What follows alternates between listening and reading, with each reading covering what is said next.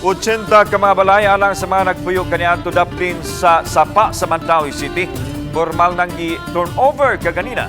Gipatukod kini syudad, NGO ug mga partner organizations. Adunay live report si Nico Sereno. Nick.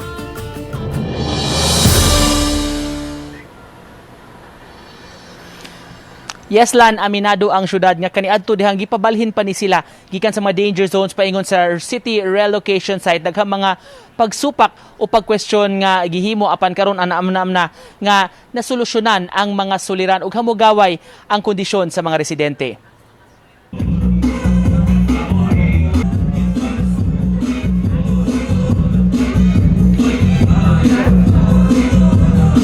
Nanayaw agi og pagpasalamat kini mga residente sa sitio Nawanaw, Riverside, subang dako sa Mandaue City. Sa tumang kalipay nga nahatagan sila og bag-ong panimay nga nahimutang sa 6.5 hectare relocation site sa barangay Paknaan. Gidapit pa nila sa kasadya ang mga opisyales sa Habitat for Humanity ug sa Dakbayan.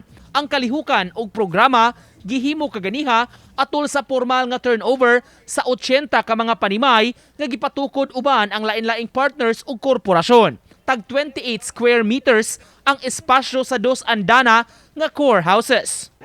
It's so exciting to think about the potential and the impact of what this will mean, not just for your own families, but for this community and for your children and their futures as well. Ang mga beneficiaries may bayarang gamay nga kantidad matag buwan ug mipuhunan usab sila og sweat equity o personal nga pagtabang sa trabahoon sa construction o sa komunidad. We have to make sure that families are really capacitated to live in this new community, so they are also doing capacity development training. So that's all part of the sweat equity. This is a clear indication nga ang Mandaue sincero ta sa pagtubag sa shortage sa atong sa socialized housing.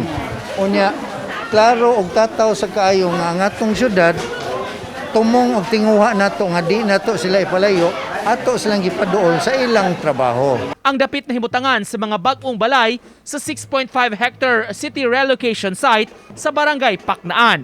Ang ubang mga organisasyon sa dapit nakatukod na sab og mga balay. Gikalipay sa mga beneficiaries nga may property na silang makonsidera nga ilaha mismo. We wanted a safe place to live in. And my mom, one incident says, makabalay na jud ko. And to a 7-year-old boy who's seen how my mom struggled, I question, can she really have a home of her own? Ang akong pasalamat, dili gyud malitok sa pulong. Iliban ining amo okasyon karon.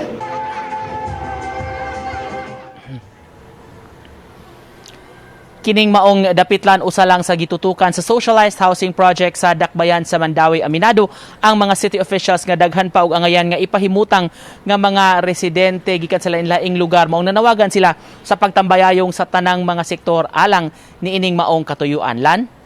Nick, ako lang pangutana, 80 pa lang ka beneficiaries ang makaangkon o Pinoy-anan. What about katong uban mga informal settlers? Ilabi na kanang nakaroon diha sa CICC compound. Nga taod-taod naman ang silang naa diha. Unsay plano sa Mandaue City LGU? Kining sa 6.5 hectare lan, ako lang unahon, 80 rato katong natukod ng mga townhouses katong tag 2 stories. Apan dunay daghang mga panimay sa lain-lain nga mga organisasyon nga natukod na sab sa maong lugar. Lain-lain sab ang mi-sponsor nini, ang uban sab ang mga residente mismo katong mga beneficiaries ang mipatukod, mipabarog sa ilang mga Pinoy-anan. Samtang kabahin din sa CICC nga issue lan ubay-ubay pagyutuod ang nanimuyo dinhi katong mga biktima sa sunog sa barangay Gizo, Mantuyong, ingon man sa barangay Tipolo. Mausab ni sila katong naa sa CICC grounds ang i-house unya ni atong relocation site nga giandam sa Mandaue. Kining pong atbang sa Mandaue City Palace of Justice nga mao say tukuran ni atong 5 ka mga mid-rise condominium units. Mo ni plano nga pagapuy-an unya ni atong mga nabiktima sa sunog kaniadto. Lan? Okay, daghang salamat Nico Sereno.